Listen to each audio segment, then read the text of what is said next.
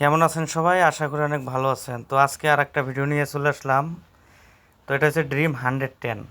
এটার কাজ হবো রিং পিস্টন। তো রিং পিস্টনের কাজ কেন? এটা অনেক অয়েল খাইতো, যে কারণে গাড়ি যে কোনো জায়গায় কম প্রেশার এবং স্টার্ট বন্ধ হইতো। তো এই দেখেন ম্যাগনেট খোলার পালা। একে একে আমি সব খুলুম, লাস্টে আমি ফিটিং করব। ততক্ষণে দেখতেই থাকুন। অনেক ক্রিটিক্যাল, খুব আস্তে আস্তে খুলতে হবো, তরাস করলে হবে না, কারণ ধৈর্যই একমাত্র ইঞ্জিনের কাজ।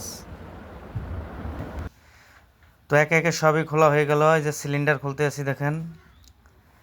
এরপরে যে পুরান পিস্টন এটাও খুলবো, টাইমিং চেন খুলবো। খোলার পর একে একে সব প্রসেসিং করে আবার লাগাবো। তো এটা হচ্ছে টাইমিং চেন। আর আমরা আসলে সব কিছুই গুরুত্ব সহকারে দেখে শুনে কাজগুলো করব। দেখে শুনে কাজ না করলে ড্যামারেজ হইলে বড় ধরনের সমস্যা। তো এই যে দেখেন, এটা হচ্ছে নতুন সিলিন্ডার,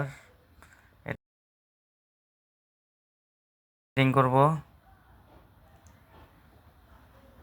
তো পিস্টনে যে নতুনটা লাগানো হয়ে গেছে। তো এই যে হচ্ছে পুরান সিলিন্ডার। তো আমরা পুরানটা দেবো না, পুরানটা যে ফেলাই দিলাম। এই দেখেন নতুনটা ফিটিং হয়ে গেছে। তো নতুন দেওয়ার সবাই চেষ্টা করবেন। এটা নিয়ে আজকের মূল ভিডিও।